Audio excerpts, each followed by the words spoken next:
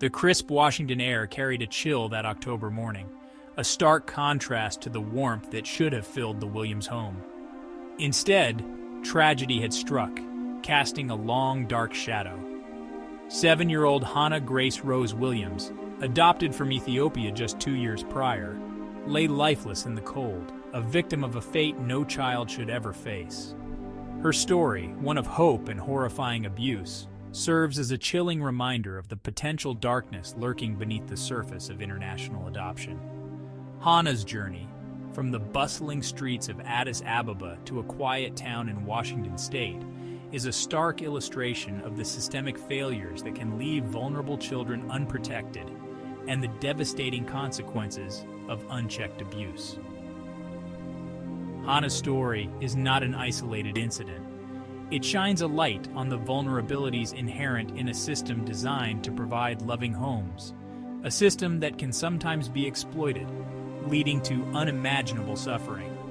The promise of a better life, a loving family, and a brighter future drew Hana and countless other children to new shores.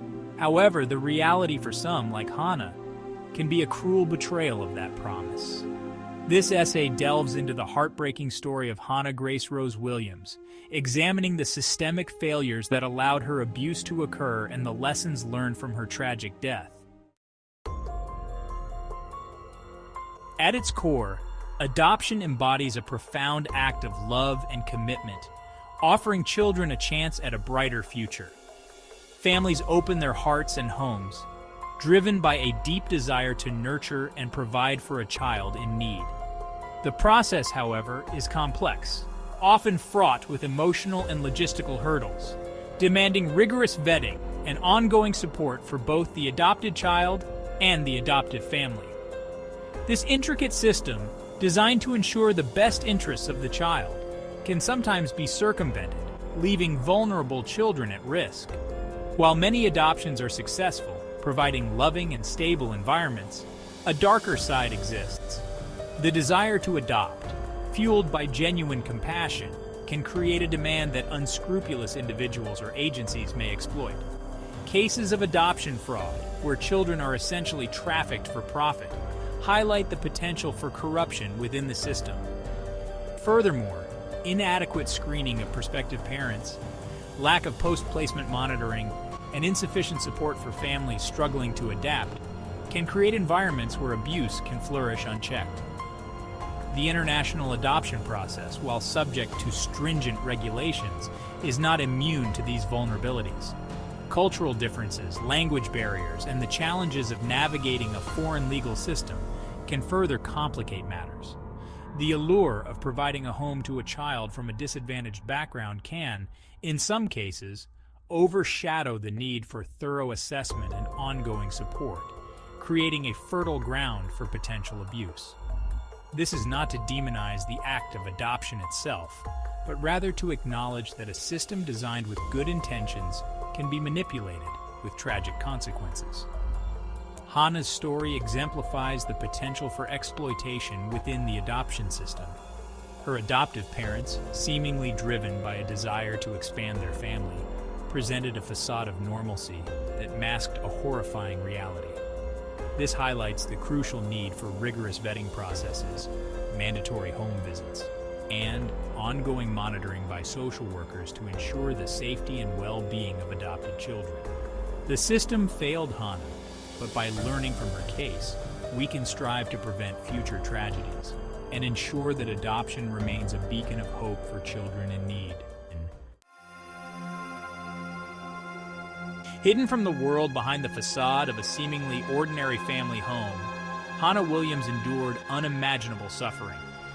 The abuse, both physical and emotional, inflicted upon her tiny frame painted a horrifying picture of systematic torture. Deprived of basic necessities like food, water, and clothing, Hana's fragile body bore the brunt of her adoptive parents' cruelty. Her days were filled with fear, each moment a potential trigger for another round of agonizing punishment. The physical abuse manifested in brutal beatings, leaving Hana covered in bruises, welts, and open sores. She was forced to endure agonizing punishments, such as standing for hours on end in the cold, naked and shivering, or being hosed down with icy water. The emotional torment was equally relentless. Constantly berated, belittled, and isolated from her siblings, Hana was denied the love, care, and nurturing every child deserves. She was treated not as a beloved daughter, but as a burden, an object of scorn and resentment. The impact of such prolonged abuse on a child as young as Hana is devastating. Beyond the physical scars, the psychological trauma runs deep, leaving invisible wounds that can last a lifetime. Deprived of love and affection, subjected to constant fear and degradation, Hana's spirit slowly withered. The once vibrant little girl, full of life and laughter, retreated into herself, a shell of her former self. The details of Hana's abuse revealed during the trial shocked the community and exposed the horrific reality of what can happen when children are trapped in abusive homes. Her story serves as a chilling reminder that abuse can thrive in the shadows, hidden from the prying eyes of society.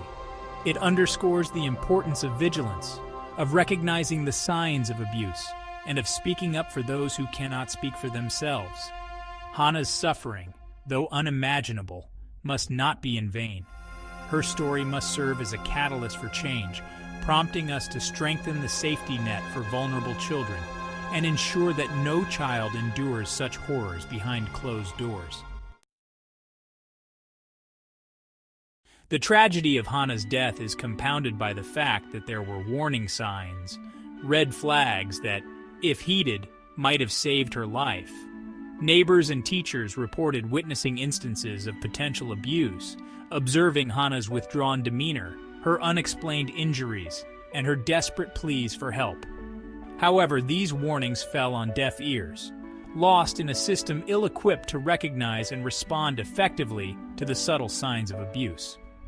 Social workers, tasked with ensuring Hana's well-being, visited the home on several occasions. However, their visits were often scheduled, allowing the adoptive parents to maintain the facade of a loving family. The deeply ingrained cultural stigma surrounding corporal punishment, particularly within the family structure, created a barrier to intervention.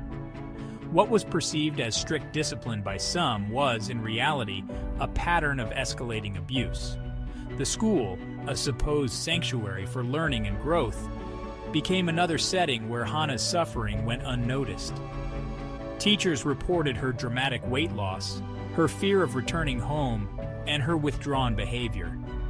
However, these concerns failed to translate into concrete action. Communication breakdowns between concerned individuals, a lack of follow-up on reported incidents, and a general reluctance to intervene in what was perceived as a private family matter allowed the abuse to continue unabated. Hana's story lays bare the systemic failures that allowed her abuse to persist. It highlights the need for improved training for professionals who interact with children, empowering them to identify and address potential abuse. It underscores the importance of mandatory reporting guidelines and a collaborative approach involving social workers, educators, and law enforcement to ensure that warning signs are not ignored. Ultimately, preventing tragedies like Hana's requires a collective shift in mindset, one that prioritizes child protection above all else and empowers individuals to speak up when something doesn't seem right. The trial of Hana Williams' adoptive parents sent shockwaves through the community and beyond, exposing the horrifying reality of her short life and the systemic failures that allowed her abuse to continue unchecked. Prosecutors presented a compelling case, detailing the horrific abuse Hana endured and arguing that her death was a direct result of her parents' actions. The defense maintained that Hana's death was accidental, a tragic outcome of self-inflicted injuries, a claim that the jury ultimately rejected. After weeks of emotionally charged testimony and graphic evidence, the jury found Hana's adoptive parents guilty of homicide by abuse. The verdict, a bittersweet victory for child advocates, brought a sense of justice for Hana, acknowledging the severity of her suffering and holding her abusers accountable for their actions. The judge, visibly moved by the case, handed down the maximum sentence, emphasizing the need for accountability and the importance of protecting vulnerable children. The trial and subsequent sentencing, while providing a measure of closure, also ignited a firestorm of debate surrounding international adoption, child abuse prevention, and the role of social services. Critics argued that the system failed Hana on multiple levels, pointing to the missed warning signs, the inadequate response from social workers, and the lack of cultural competency in handling such a complex case. The trial became a lightning rod for change, prompting calls for reform within the adoption system and increased funding for child protective services. Hana's case served as a stark reminder that justice, while necessary, is not enough. It is merely one step in a long journey towards preventing future tragedies. True justice for Hana requires a comprehensive overhaul of the systems responsible for protecting children, ensuring that they are adequately equipped to identify, address, and prevent abuse. Her legacy lies in the collective efforts to ensure that no child suffers in silence, and that every child has the opportunity to live a life free from fear and violence. The tragic death of Hana Williams exposed deep cracks in the very systems designed to protect children like her. From the initial adoption process to the lack of adequate response to reports of abuse, a cascade of failures allowed Hana's suffering to continue unabated. Examining these failures is crucial to understanding how the system failed Hana and to implementing meaningful reforms to prevent future tragedies. The adoption process, while designed to be rigorous, relies heavily on the honesty and transparency of prospective parents. In Hana's case, her adoptive parents presented a facade of normalcy, effectively concealing their abusive tendencies. This highlights the need for more comprehensive background checks, including psychological evaluations and home visits, to better assess the suitability of potential adoptive parents.